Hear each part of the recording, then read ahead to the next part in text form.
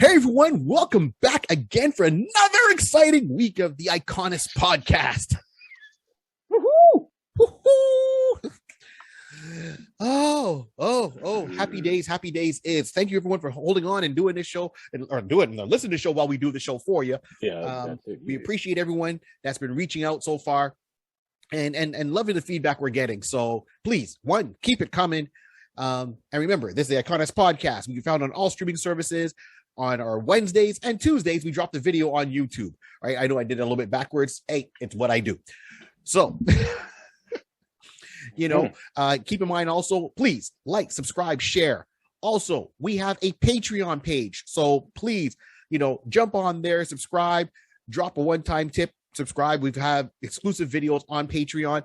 And we also have a coffee page if you just want to do a one-time tip, help the channel grow. And comment, interact. We've got a Facebook page. We've got an Instagram page. We've got a Twitter, TikTok. Find all of that. So we're all over the place, man. We're there. The easiest way to track us down is through any of our social media. Mm-hmm. And if you want, go over to my website, which is barry3d.com, and you'll be able to track the show. Very simple as that. We have all the links there on my website. I have some live dates coming up from when I'm going to be performing across Ontario and some dates coming up for Montreal. Vive le Quebec. Born and raised and then came here to Toronto and missing the land of Putin and Steamies. So that's the easiest way. And of course, a couple of shout outs I want to do for sure is one, Touch of Grey Matter, Touch of Grey Comedy. That's the comedy troupe I'm a part of. So that's Thomas Patrice, Zolf Ali, myself, and Dave Sokolowski. We've got an event coming up June 17th in Burlington once again. Breath Share. We're doing a fundraiser. We're doing another fundraiser. Yes, I'm bad with the details at times. You think that I would be more aware of it because I'm actually on the show, but no. So we're doing that. Look that up. Keep in touch with me and the guys, plus our weekly shows that we got going on online. So thank you very much for that. Big shout out to Wild Comics out in Kitchener and Check Swings out in Montreal on the South Shore, right on Taschereau Boulevard. Tell them we said hi. They're supporters of the show. And also Back to the Balcony with Jimmy England. The man is phenomenal. And my episode with him is coming up very shortly on his podcast that you'll be able to see. So, or actually better yet, listen to, not see. Use your imagination.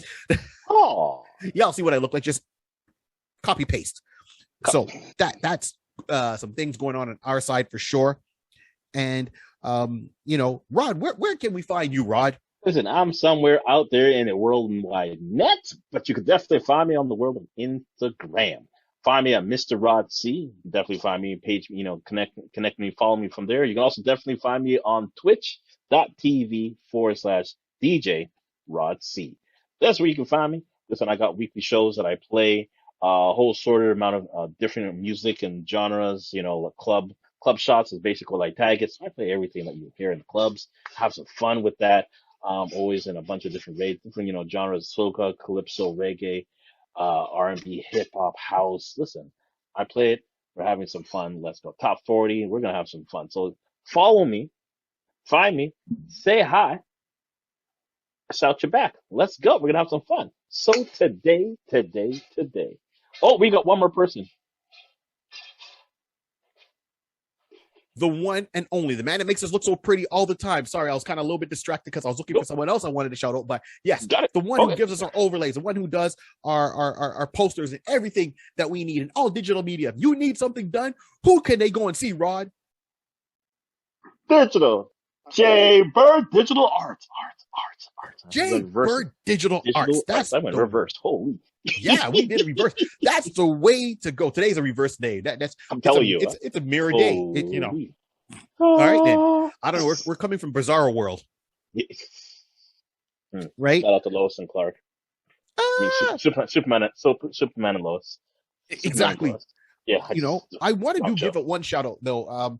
I was talking to this person a couple of days ago through our Facebook page. So our Contest Facebook page. Yes, we do reply to our own chats. This is all grassroots. And I got to give it out to Mark Bailey. So Mark Bailey turned around and sent me a message saying that, and he came across our website from the promotion and everything like that. So, hey, one promotion works. Thank you, hashtags. And he wanted to say, greetings to Barry 3D and DJ Rod C. Just heard your totally badass episode on Thundar the Barbarian. So this is going back a little way that he came across this one. And he says, it sounds like you both watched the original run. Kudos. Your warmth and enthusiasm and high infectiousness. Thanks for that. Right. So he really liked how we portrayed it. So thank you so much, Mark, for the kind words. Thank you. Top of that, Mark has a interactive monster movies set in New York map. Right. And in that map, there's 7 locations that he included from Thundar the Barbarian. It is amazing. I have his permission to share this, so I'm going to share this on our Facebook page and some of the links. And for anyone listening, I'll give you the over here.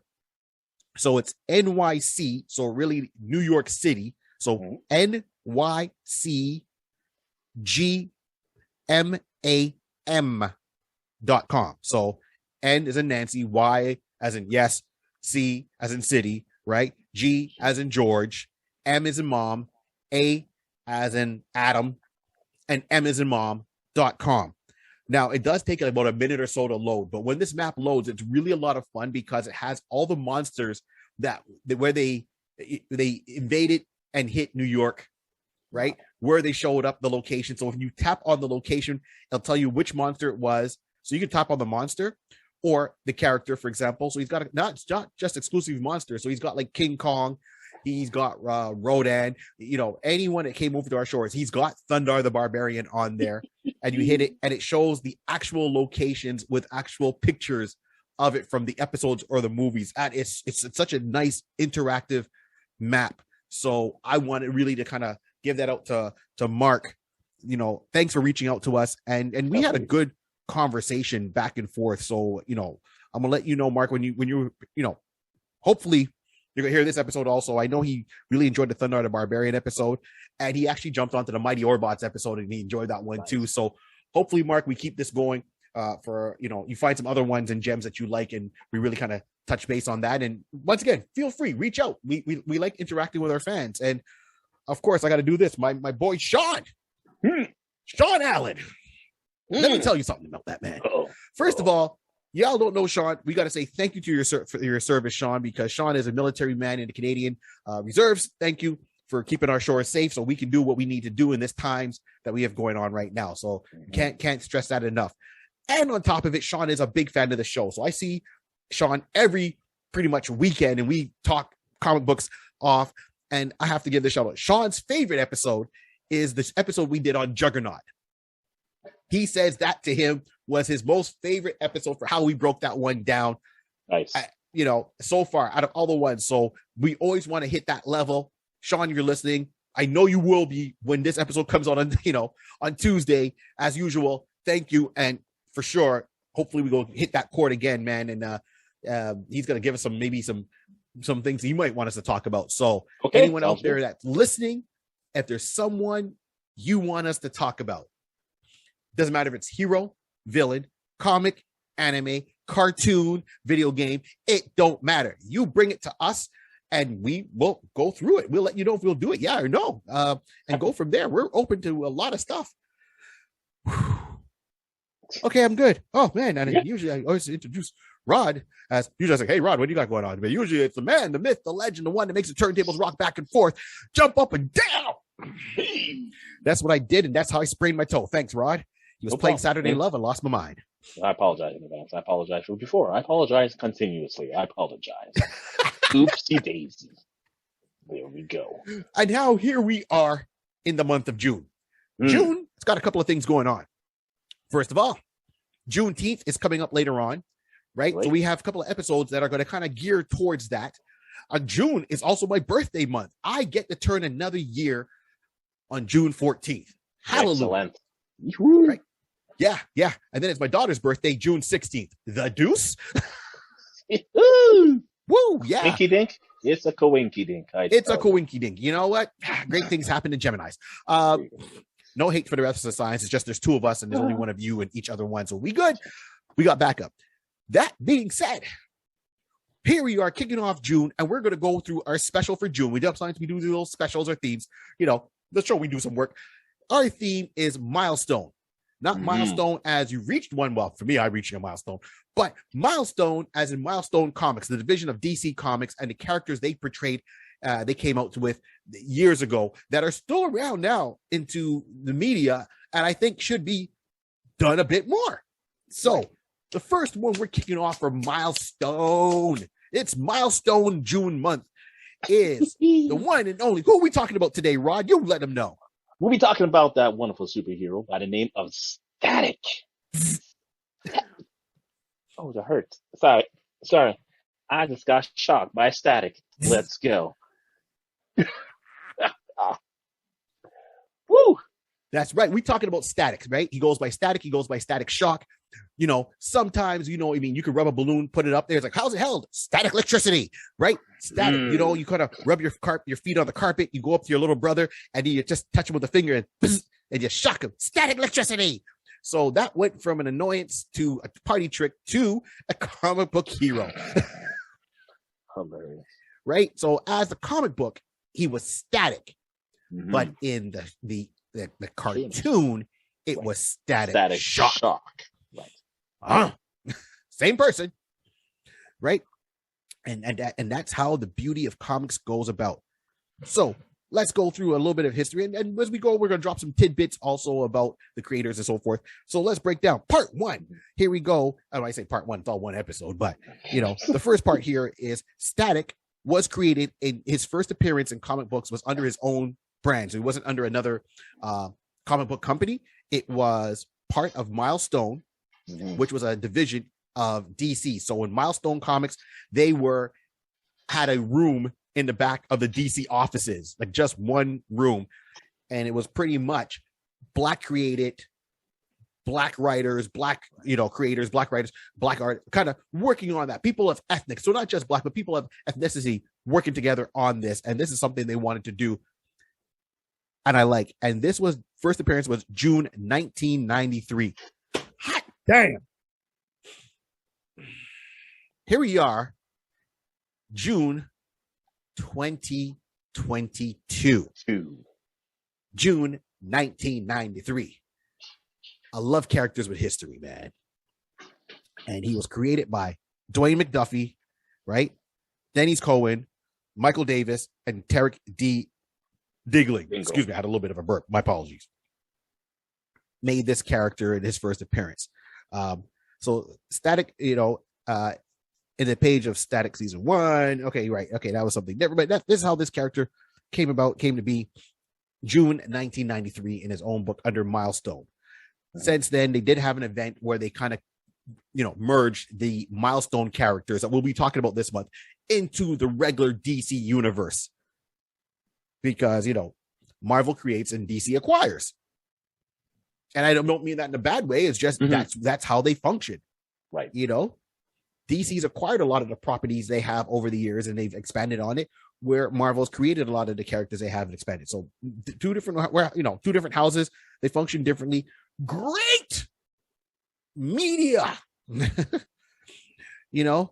or famous since we're talking about a DC now character, right? He's DC now. Great Caesar's Ghost from Perry White. I don't know, man. I don't know where that was going. I've had too much sugar today. I don't know. I'm just good. So give you some of this, So he was created as a kind of picture. He was a Spider-Man archetype character. Correct. Right. Young teenager, Black. And this does stay with what he has to be. I think it's still relevant up to now with how the character was portrayed, the line of the thinking the character has, from his origins up to, present day. Right. He's shown up in a lot of other media. So he started off in a comic book, and then he had his TV series, and then he's shown up in a 2-parter in Justice League Unlimited, right. Where he's actually older. So he's gone through, he's there. And I know a lot of times people will say, oh, maybe if you quick glance, Black Lightning, related to Black Lightning. No. And believe it or not, out of all the DC characters, he was one of the, well, I guess one of the earlier ones as for animated. So a Static Shock. He was the first black main hero of a cartoon. Main hero, right? That's the distinction right there. Main hero. Yeah, main hero. I think I can definitely go with that. Yeah, I think so too. Yeah, definitely. Because you know what? I'll even in the part that you mentioned, just kind of doubling back to when you're saying that he was the origin is just like Spider-Man. Yeah. Wild enough. Yes, this came out in June 1993. We're now in 2022. We're basically we're on the doors of June. We're June 2022. So that's just over 30 years. Yeah. The similarity I see is that it's like Miles Morales. Yes. So basically what we saw in the Spider-Verse, seeing that introduction of that, it was just as similar, but this was 30 years earlier. That the similarities, when you start to get into the character, you start to see who he is, you start reading the comics and starting realizing who's Static in the comics, Static Shock in the cartoon, in the anime, but Static in the comic book, when you see the distinction is very similar. Just to say, and that was 30 years prior. Well, now by the time that came out, let's just say easily 20 years ago. Yeah. This is prior. So it's perfect. So I just, when you see that now, when you're bringing that up, it's good to make that distinction. So if anybody reads this and just, catches up when you're going to start reading into Static, definitely highly recommend it. Take a look, get a chance, catch up on some old, when it started out and just get into that now. Yeah, I would say definitely get into him and you'll see the similarity for, to the start on 1993.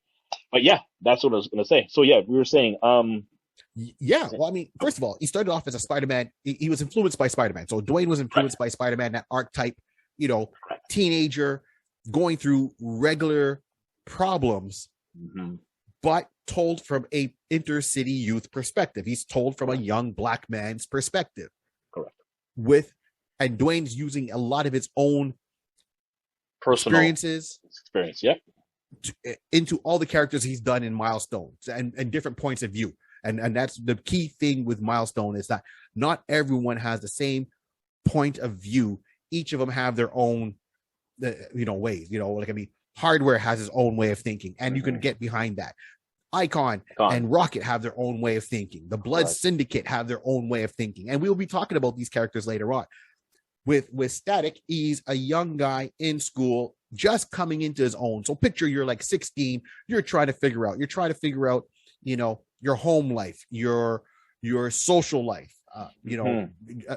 girls you like and who you want to date.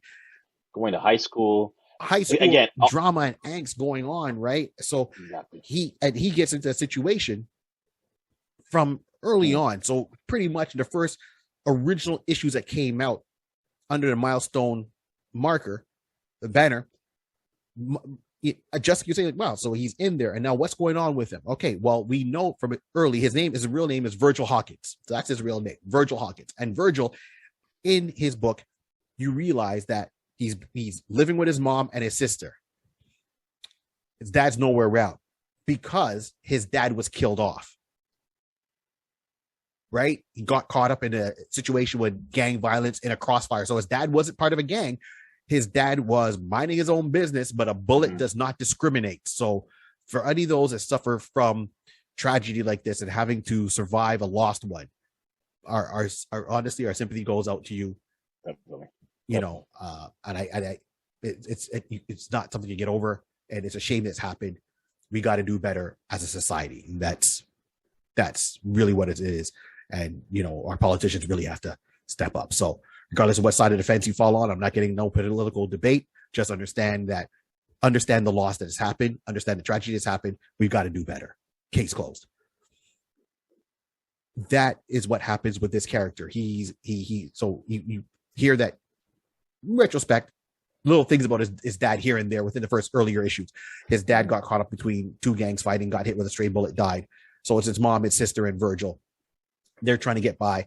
Mom works as a full-time nurse. She's trying to do her best to support for these kids and put them through. Virgil is a small community where they live in. So it's a kind of when I say small community, even though he's in the city, he's in Dakota City, the neighborhood is a tight knit neighborhood. That's how the feeling I got, because everyone kind of knows everyone to a certain degree, which is very reminiscent. If you live in New York City, for example, shout out to Mark. People usually know who lives on your block, and you would pass them, you see them every day, and you get to know everyone in your block, in your area, right? And if you listen to anyone talking about their upbringing in New York, you'll hear a lot about that, especially amongst the rappers. If you listen to our old school rappers like Big Daddy Kane and LL Cool J, yeah, and you hear them not talking about the music, but just talking about where they grew up. It's like, oh, I knew this DJ. Best example is if you watch Wu-Tang Clan. It's like, this person lived on this block, this person lived 2 blocks over in this thing. Me and my cousin lived in the same building. I was on this floor and this floor. So everyone kind of knows. So it's not just the kids that would know each other. It's also the parents that would know whose child is who. And that's how the community works. So Virgil's in this kind of situation. So when we've come across Virgil, you see him obviously using his powers, and his costume is very basic. It's just it looks like just a blue costume. Now, I'm not sure if it was supposed to be black or blue, because they always draw it very dark. Right. Black doesn't show well on paper, right? So, but it looks like a dark blue costume. And that's why I said it could be black, because Batman's costume, even though it's black and gray, it's supposed to be all black. It just doesn't show the definition of muscle. So let's just go with this for now, how I see it. Blue, and he's got like a ski mask. So his mouth is exposed, eyes are exposed, and he has an X on his forehead in white, and like a lightning bolt on his chest in white, or lightning bolts kind of coming down the sides in a thin white. That's it. And then he's got a baseball cap on top of that. And then sometimes he wears a trench coat with gloves. So that's his look and how he goes about. And you see him kind of turn around, and he stops one person. He sees this girl, and he starts talking to her, and it's like, oh, hey, Precious. And she's like, well, don't call me Precious. Oh, can I walk you home? And then he times, stopping a crime, helping this girl, because she was getting bullied by this one guy. And he races home, goes through like the top of the door, runs in. His mom's like, why are you slamming the doors? Your father had to fix this door last time, and his father's not around anymore. Okay. And then he picks up the phone, and she calls him because that's his best friend. But she doesn't know that he's static. Correct. Right. But he's enjoying it. I mean, he's a kid in a candy store. Come on. You're 16 and you have the power to fly and throw lightning bolts. Okay. Right. So he makes a lot of wisecracks like Peter Parker. Like when you got Peter Parker's like, yeah, I'm Peter Parker. Oh no, Flash Thompson's bullying me again. This sucks. And then he puts on the mask of Spider-Man. He's like, hey, what's going on, everybody? I'm your amazing Spider-Man. And he cracks those corny jokes to overcompensate for the inadequacies that he has as Peter Parker. Virgil does the same thing.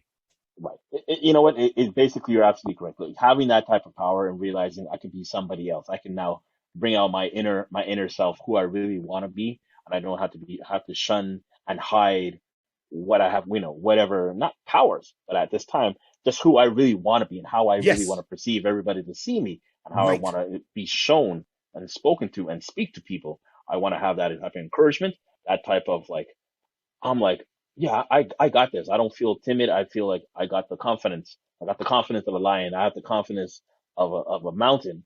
Yeah. And then of course that's when all the corny jokes come in the sense like, just to like have confidence. I have confidence overflowing. I'm like, nothing's gonna hurt me. I got powers. Sucker. I got something you don't got. Well, that's it. He's got that confidence and ego, and he kind of say how I want to be. And it's funny because we mentioned the Two Houses because this character was originally made for Marvel, but didn't seem to get there and ended up with, Milestone. All right. Which I think is important because how Marvel worked at the time, and as opposed to DC and Milestone, is if you create it, you own it at DC. And then, of course, this character helped connect with young viewers, young readers.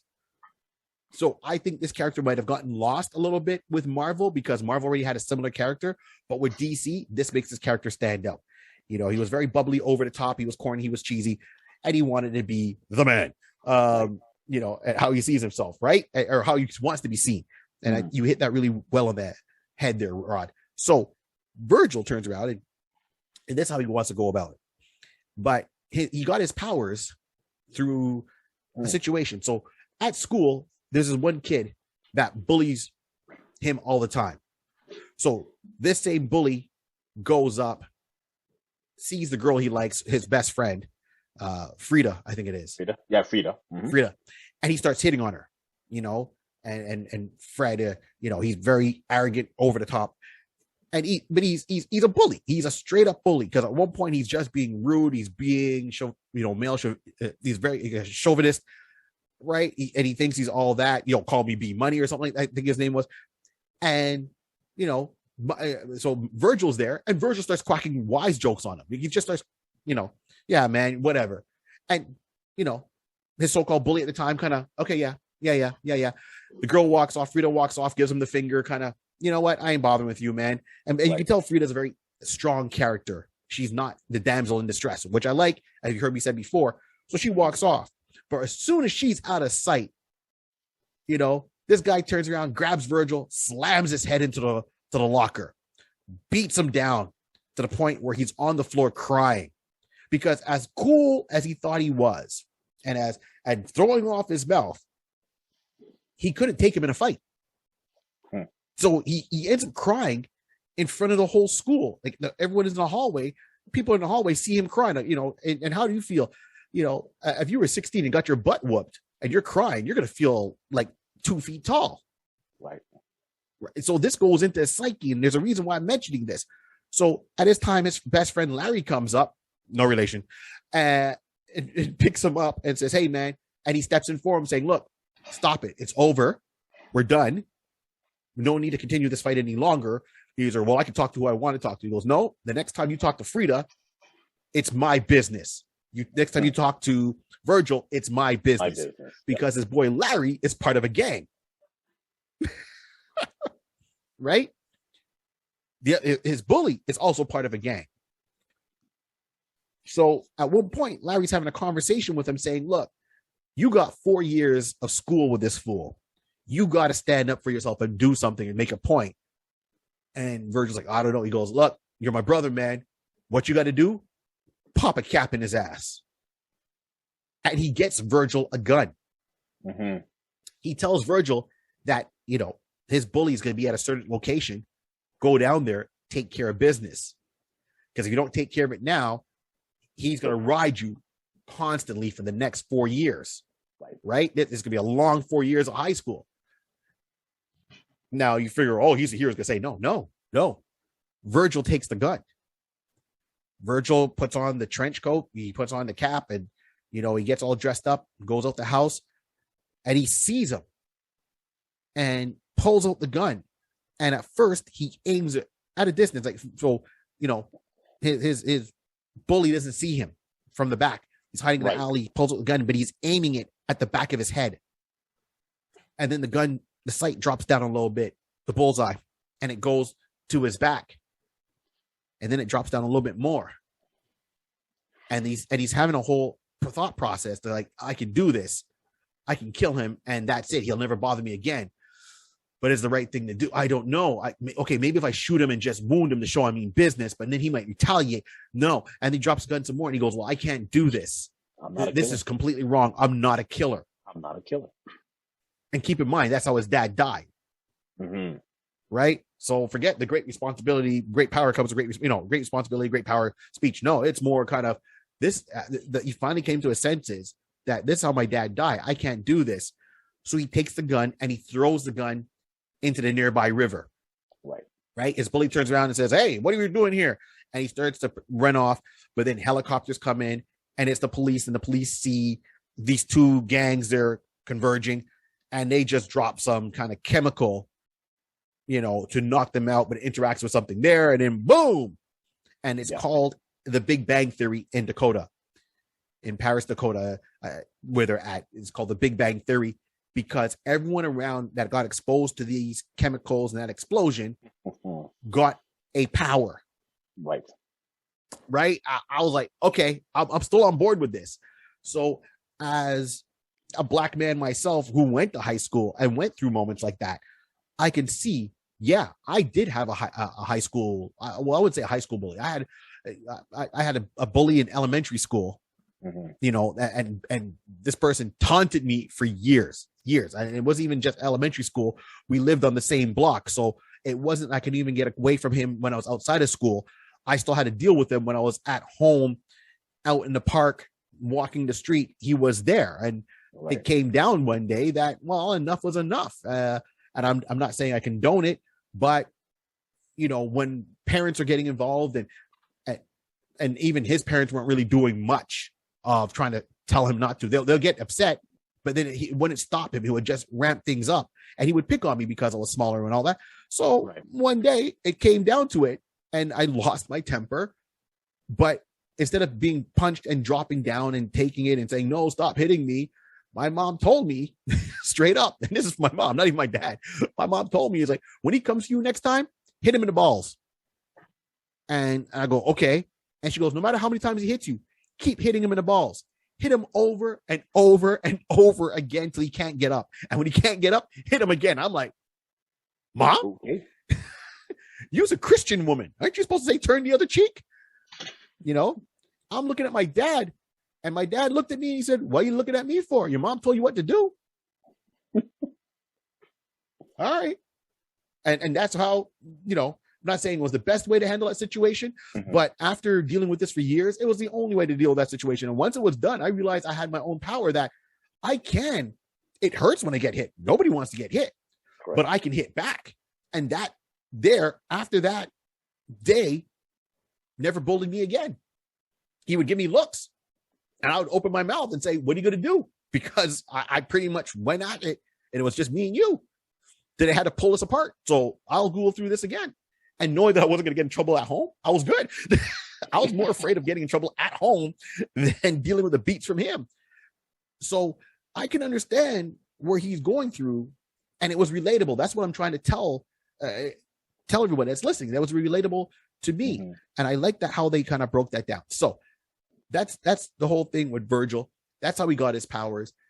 Then he decided kind of practicing because he realized he had powers, started using them. But then it came to a key moment that he had to have his reckoning where, and I know I'm doing a lot of talking, I'll stop soon enough. And I know where Virgil turned around and he saw that this supervillain, I guess, was terrorizing people around and terrorizing Frida. He shows up and the two of them start fighting, and he's using his powers. He's being all quirky and stuff like that. And then he gets a good look at the guy's face, and he realizes that his bully now has these powers himself, these fire powers. And what happens? Virgil freezes. Virgil was winning the fight. And as soon as he saw it was his bully, mentally and emotionally, he shut down. That bully hit him once, and he curled up in the fetal position. And that bully started hitting him over and over again. And he started crying. And he had a relapse of that time that bully got him in the hallway. So no matter how strong you were, mentally and emotionally, he wasn't prepared for that. And he was left a beaten mess. And his bully walked away saying, you come back again, you mess with B Money or Money B or whatever, F Money B, that was his name. You know, I'll give you more of a beating. And Frida was there, and she ran over, and she's like, why'd you stop? You were winning. And he's got a black eye. She pulls off the mask, and that's when she realizes that Static is Virgil.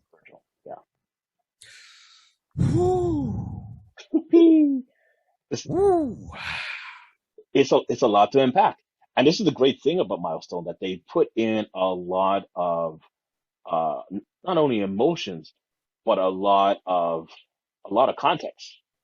So you can make this as relatable as possible. You can actually, everyone has been through, like you said, been through a situation, or if they know someone who's been through a situation where they've, felt this type of being in that same position as a person, in school, whatever race you're in, you've been, or someone who's been bullied. So you know how it is to stand up, and how if the scenario like Virgil now saying, oh my gosh, that's the bully, you were mentally hold for a quick second, and now when your guard came down type of scenario.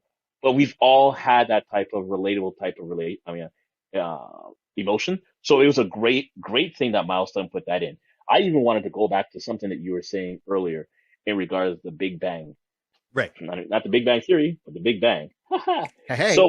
So the great thing about that is it's hilarious, not hilarious, but it's funny that when you, again, hilarious and funny, it's not the same here. You're trying to contradict, not to say, Rod, make up your mind.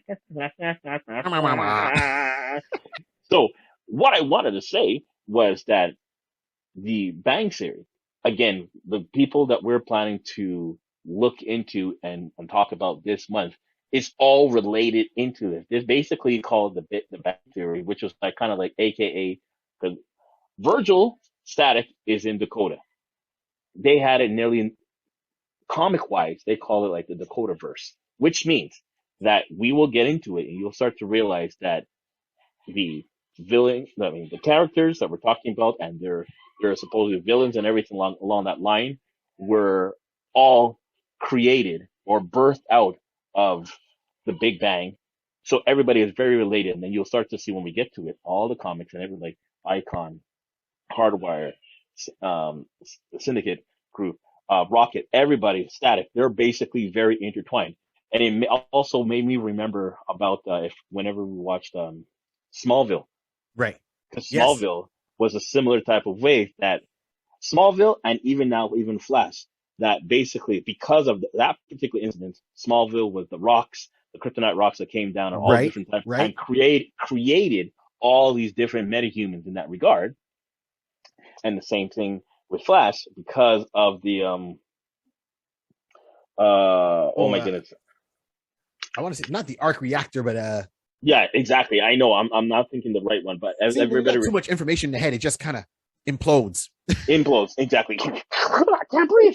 So it just implodes in. But the similarity is right there. So basically, it's a great thing that Milestone is using Static as the initial one to start it off, and you start to see the similarities going on from there. So you're gonna hear us make some reference back to the Big Bang, the Dakotaverse. Again, everything is very intertwined within that universe, and I'm quite pleased and happy to when we get to it, we're gonna definitely reveal this to you. But yeah, this is it's a good thing to keep note that everybody is not isolated. These characters we're about to bring in are very intertwined, and the great thing again, all these ones you're gonna see the emotional understanding that Virgil has to go through, realizing because of the gas attack during that police raid, sending some chemicals, and we'll get into that, they get into that later on in Static's comic career, you'll find out more about it. But because of that, created his bully, and you'll start to see other metahumans, who are going to be created because of that. So this is a great connection right there. Absolutely. And the cool thing about, it really, really made this character, let's put it this way. If Virgil was a real person, Virgil would be a fan of this podcast. Oh, yeah. Oh, yeah. And I'm not just saying that just to say that. The character was he was a self-professed geek. Mm-hmm. It's portrayed in a comic book as a comic book collector, video game fan. Mm-hmm. Everything that we talk about, Virgil would be a part of. And if he really was an existing person and heard it's like, oh, the Iconist podcast is talking about me, Static, I'll tune in for an episode. Let's see what they say about me. So this is him. He's into, all these things, him and his friends. And it wasn't, and let me be very clear, what I like about Milestone, even though it was, as I said, a Black influenced creative team, they weren't just Black characters solely. There was all ethnicities in there, including white. So didn't matter if you was Latino, white, Black, doesn't matter. You Asian, were all anything. included. It was more inclusive than the TV show Friends. Leave the couch alone, man. Leave the couch alone. Oh, shoot. Look, even living single. Let me tell you something. I like living single. But once again, there was it was mostly Black, and I get that. And everyone's like, yeah. I'm like, I didn't see no Latino people in there. And there's white people in New York too, right? So there's a mix of everybody. It's a melting pot for a reason. All right. Right? No Asians. Okay, cool. All right. So I'm just saying, you don't gotta segregate. End the hate. I should have been running for president. Don't segregate, end the hate. So this is the kind of character that was around. He wouldn't have done well at Marvel. He's got this. So his original run ran for 45 issues, if I remember correctly. And and that was his original run. And then he came back, Static Shock, Cool, the rebirth of Cool. He's in the current DC universe, and this character transitioned into an animated show. He had his own cartoon that ran for 4 or 5 seasons, like 52 episodes total, something like that. And out of all the ones they could have picked, they went with Virgil as a Saturday morning cartoon, and he did stay pretty much. So went from Static to Static Shock. He did keep true to the source material. Right. Of course, going from one medium to another, you're going to be some changes. There's certain things they couldn't reference, but they really kept true to the core of the character, his persona, his thought process, and how he's portrayed. Yeah, of course, they gave him more of a coolish costume, because they had it, but they didn't really sell any toys or any media with Static. That was a surprising thing. And the show in Static Shock, that there was a couple of episodes that he would cross over with other people. So at one point, there is a crossover episode in Static Shock with Batman and Robin. So the Static Shock TV show definitely shows that it took place in the DC universe, because Batman and Robin are right there. Right. He teams up with them. Batman's like, "Hey, you're doing a good job. You're smart. Oh, okay." You're getting thumbs up from Batman, and he cracks hard on Superman. Take it. Okay. Take it and go. Take it and go. Run. That's right. That's when you don't try to add anything on. And Batman says, "I like what you're doing.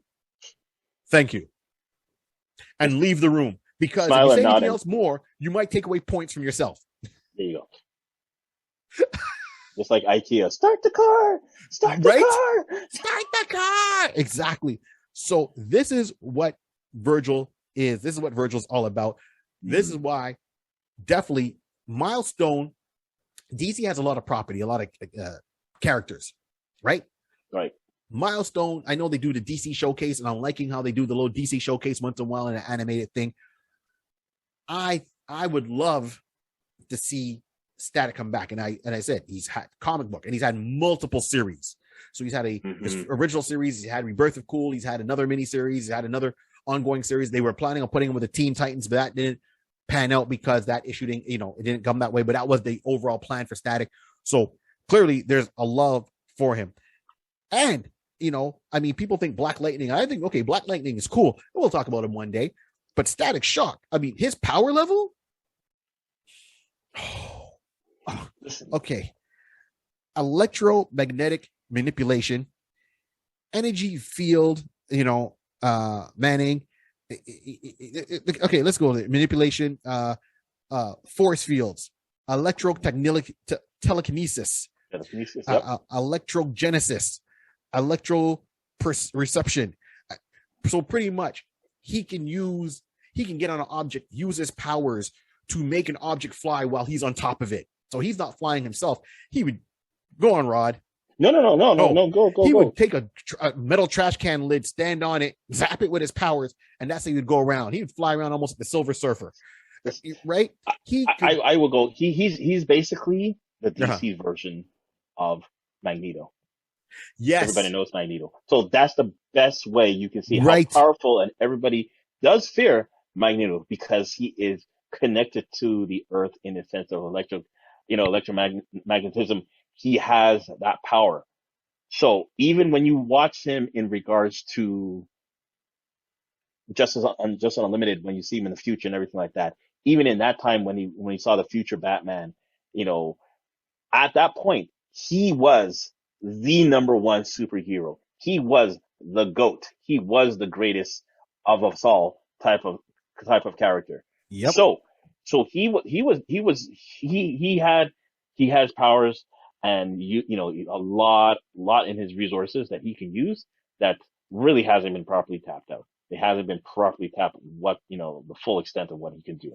No. So he is a very powerful individual. That's the best. He's more powerful than they truly portrayed. Like, we know as fans his list, and the list goes on for all the powers he has and how he's able to manipulate them. And on top of it, he's not a dummy. He's almost like a genius. So he does parallel a lot with Peter Parker. But unlike Peter Parker as Spider-Man only hit his peak when he was what was the series? not spectacular. When Dr. Octopus took over his body. Oh, Superior, when he was Superior Spider-Man. When he was Superior Spider-Man, because Peter Parker goes, wait a minute, I was able to do that with my powers? And Doc Ock in his body was like, yeah, you never tried it?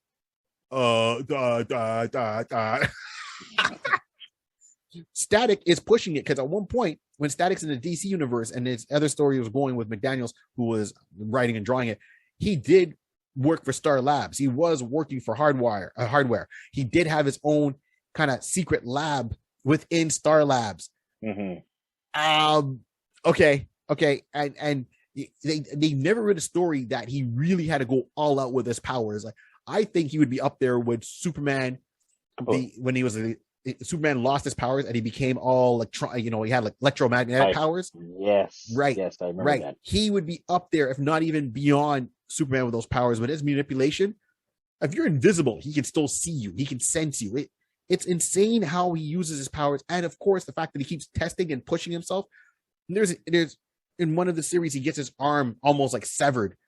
And by the end of the day, first of all, he's got a healing factor. He never even knew he had a healing factor. And then it's like, oh man, someone needs to look at my arm. And they look at it and it's like, oh yeah, it's just a slight bruise. I slipped.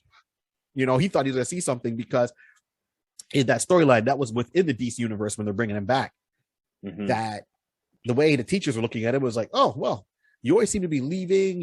Even though you're super smart, you seem to be despondent. So the counselor thought he was getting abused at home by his parents. So in the Rebirth, they did bring his dad back. In the original Milestone, his dad wasn't there. In the DC Rebirth, and they kicked it off, his dad was back. And it was, oh, we thought your parents were at home abusing you.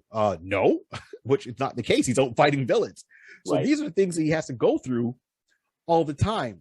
And then the extended cast of him trying to keep a job and then trying to save people, trying to date, and of course, regardless of what version you look at, you still have his mom and dad in there as part of it. You have his on and off girlfriend. You have his group of friends. You have his sister. And at one point, there's a clone that's made, but the clone of his sister doesn't know, the clone doesn't know she's a clone. So both think they're a real person. And they're always trying to figure out who's who. And at one point, they're like, well, forget figuring it out. I'm going to be this person. So the sister goes by Sharon, and the other one who goes with the middle name. And that's how they kind of leave it. Distinguish it, yeah. Right? And it's like, okay, well, I got two sisters now. So he's got that going on for him. So this is a character I would love to see grow more. That being said, brings us down to our famous moment of fan casting Static. Rod, how would you like to see this portrayed? Would you like to see it portrayed as more of the cartoon? Would you like to see this back as a series, a movie, live action, animated, and who would be your Static Shock? See, I would like a series. Okay. I would like a series. Like I'm here because I knew this was coming up, and I've been teetering between: do I want an anime or do I want a live series? Now, definitely a movie would be great. Right. I just think the popularity for a movie straight out the gate may not catch. So we need to rebuild everybody to recognize who Static is. So the cartoon would be great. I think the live action would definitely be a good connection. So it can definitely go either way. You can get them connected so they know who that person is, and go down to not go down, but go sideways to basically doing an anime, and then do another sideway the other end. Then we can go to like a movie. But at that point, once we get to a movie aspect, we have Justice League. So then we can bring in that type of connection right there. So okay. That's why I would say, if anything, I would start right there in the middle and then have the opportunity to go both sides. Now, who I would choose, I would go with Tyrell Jackson Williams. Tyrell Jackson Williams. Some may not know the name right off the bat, but if you have young children and you watched any particular show by the name of Lab Rats, if you remember Lab Rats, okay, right, yes. So I know at this point in time he'll be an older, like I'm checking on the numbers. He's like in his early mid-20s, so he will just have to play a little bit younger. And I would play him at the end of his high school. Yes, because you want to be let me don't I hate to interrupt you. Go. Wasn't his brother the actor that played Everybody Hates Chris? His older brother? So let me see. I know who you're talking about because I've seen Lab Rats before, so I know who he was. I know who he is. I was in the impression that he was I thought he was the younger brother of that same actor. He was a younger brother. Okay, so he's the younger brother of the actor who played Everybody Hates Chris. That played Chris in Everybody Hates Chris. If I'm checking the right person, I believe so. You know what? I didn't dive to Chris. Cause I thought of him, but I realized he'd be too old. Right. He'd be too older to do it. So then I remember like, wait a minute. Cause anybody understanding, Lab Rats is basically a group of young teens at the time who had superpowers and everything like that. They all had superpowers except for him. He was more like the smart one. But he was the quirky type of person who can be, funny and, along that line. Now I'm going to give him age. I'm going to give him a chance to get himself more developed. And now he can be, that role was a stepping stone to me for being Virgil. Right. Gotcha. So that's who I would go with. I would go with him. And you're saying his name is, what's his name again? Tyrell Jackson Williams. Yes. So Tyrell Jackson Williams. So his older brother is Tyler James Williams, who did play Chris Rock in Everybody Hates Chris. Correct. So it's funny that you would have gone for that actor first and said, "Oh, he's too old." You went for his younger brother. I went for his younger brother.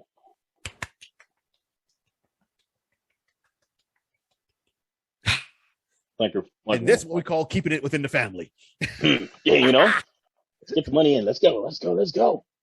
Wow, that's okay. Good call. Okay, so I see what you're saying. So on my side of it, here's how I would see it. Now, once again, I've had a wide range of thought because there's so much with this character, right? So on one hand, I would say animated and then live action, but a series, not a movie, right?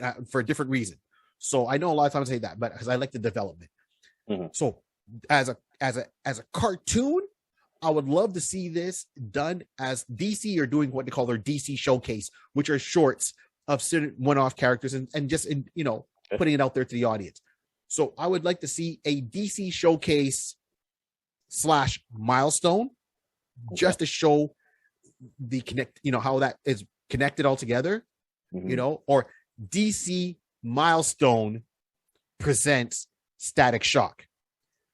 DC Milestone presents Icon and Rocket, DC and Hardwire, Blood Syndicate, and they can aim this for different ages because it'll be going more direct or on streaming services. So I think that would be kind of cool. And they can actually do a whole DC Milestone event. So do the DC Milestone for each of these characters that we're probably talking about in the future, bring audiences up to speed on them individually real quick. Then after the last one, do DC Milestone event and show a good hour and a half movie with the Milestone characters, with that whole, Dakotaverse. How they get into the DC universe through that event that happened in that miniseries. Right? I can't remember the name of that miniseries right now, but it's not Final Crisis. It was the one before, and how they got into it. That's what I want to do. That being said, I would bring back Phil LaMarr, who does his voice of Samurai Jack and does the voice of Static Shock. Bring back Phil LaMarr to take on that role once again. Let him show Static when he's, as you put it, maybe near the end of his high school years, right? And then lead up to it, and then let them do the crossover so they draw the character older. Still use Phil LaMarr for the animated one. Bring that over. So this way now fans are going to say, "Oh, wow, DC Milestone," right? You're thinking Milestone like a milestone moment, but no, Milestone was a comic book, so it's a play of words. Presents blah blah blah blah.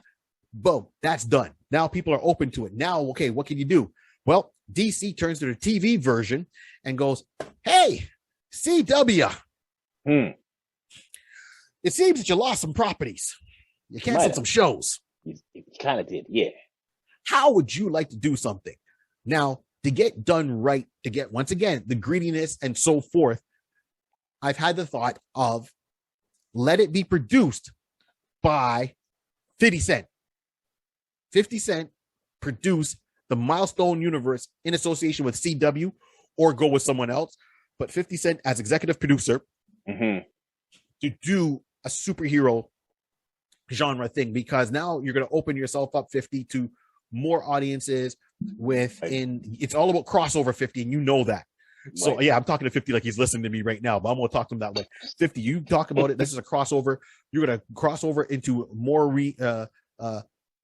demographics and bring more people in under your wheelhouse to put them out there, and you get a good set of actors. So this is what DC Comics or DC universe can do, or their cinematic universe can do. The DC Milestone present. But when it comes to it, I want a live action series, be it on a streaming network, whoever you're going to sign with, and the actor that I would go with is Caleb McLaughlin, who was on Stranger Things. Listen, he was on my radar. It was literally those two. It was either Jared or Caleb, and I'm like thinking, Caleb had. Yeah, go ahead. Caleb's got the look. He's got the acting chops. He's got the hair. If you look at the hair, he's got the little twist in the hair. He's there. Caleb Caleb's in his 20s, so he can still play younger, because black don't crack. Exactly. So just because he's 20 doesn't mean he can't play 16, right? Right. Clearly, in Stranger Things, what happened? It's him and a group of friends playing Dungeons and Dragons, talking about geekdom and Star Wars. Wow, we're already there with your character development, Caleb. We're good. Once Stranger Things are done, what do you want to do? Well, don't be a co-star, be a superhero. So Caleb, you need to turn around, listen to this podcast. Then you got to turn around and reach out to 50, and you and 50 sit down, work on a deal. And if it ain't CW, then you go with someone else and then get that show. And you could be, let 50 be executive producer and you be producer. So that way you bring that money both into you, and then you just keep that going. And if you really want to get this done really well, you take the two of you go down to Atlanta, right? And you go over to Tyler Perry Studios, and there, boom, it's in-house. Juneteenth on its way, people.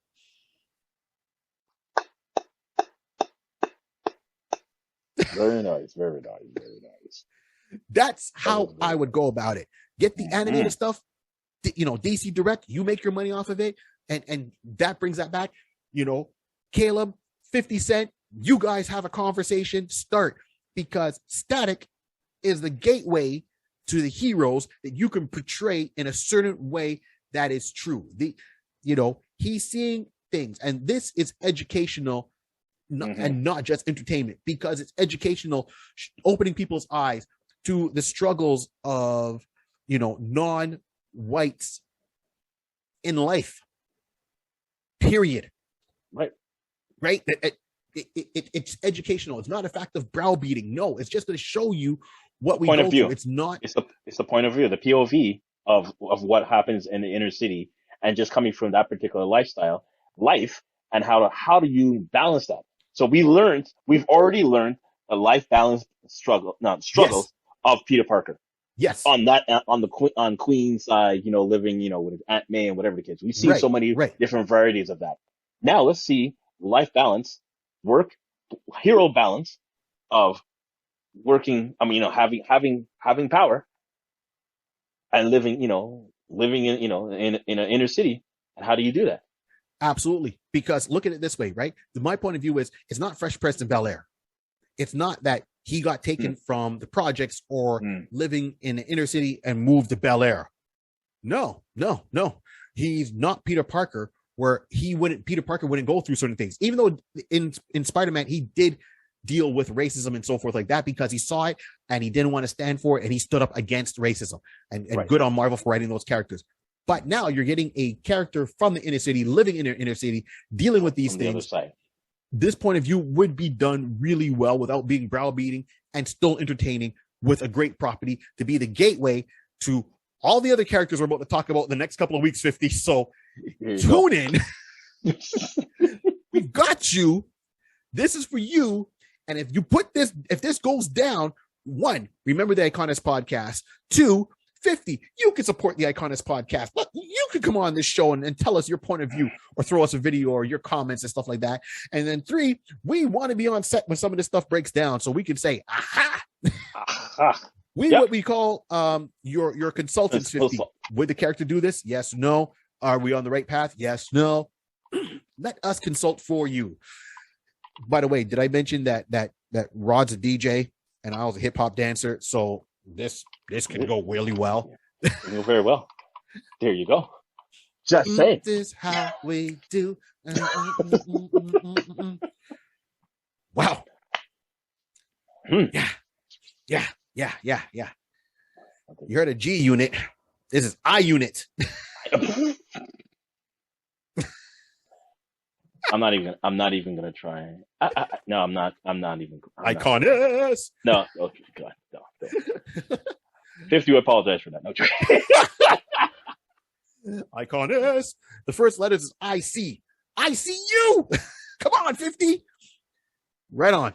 That's my New York love right there, man. Okay, cool. On that note, Rod, any final words before we wrap this up for the people? Listen. All I'll say is that you can go and look for Static. Read up on him. You will see the depth of that character. You will see the depth of the storyline, and you'll see what we're talking about. You'll see how how it becomes very relatable, and you can see why this is something that can definitely work today. Barry's putting us some good points in regards to getting it live action, getting it produced from 50, because that will come from a different perspective that no one is expecting, yet expecting. You know what I mean? Like you don't expect it per se from Static, but you're going to expect that from 50. And you're like, it makes sense. And then you're going to sit down like, all right, that was good. That was good. Like, why didn't you do this before? I don't know. Some guys from Canada kind of came up with the idea or thought it, nudge in that right direction. That's all I was saying. For the ones that listen at home, we just did the knowing smile. Yeah, there you go. So no, but seriously, it's a great property that definitely, like I said, in the comic world of it, he's shown the test of time, shown that it's a character that had longevity, and that you can do a lot of stuff. Again, you can go off the basis, like I made the mention of the similarities, quote unquote, of Magneto. So you realize that this person isn't just he ain't a cookie cutter type of hero. No, man. He has some chops. He has some grit. He can like, when properly developed, he will realize the extent of his power. Like, I could be a threat. I could be a problem. Yeah, you can.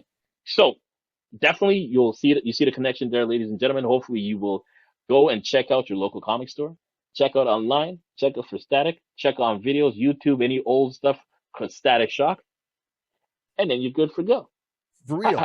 Support your bookstores. There you go. On that note, thank you everyone for tuning in. Don't forget, we got a Patreon page, we got a coffee page. Sign up, tip, whatever, comment, and we'll shout you out. Please do. Looking forward to hearing from more people and more fans listening to the show. We're on all streaming services all over or on YouTube. You know how to find us. We out, and keep in mind that this whole world we started talking about was created by a pencil, a piece of paper, and lots of imagination. Keep on dreaming. Out. This is how we do. Yeah,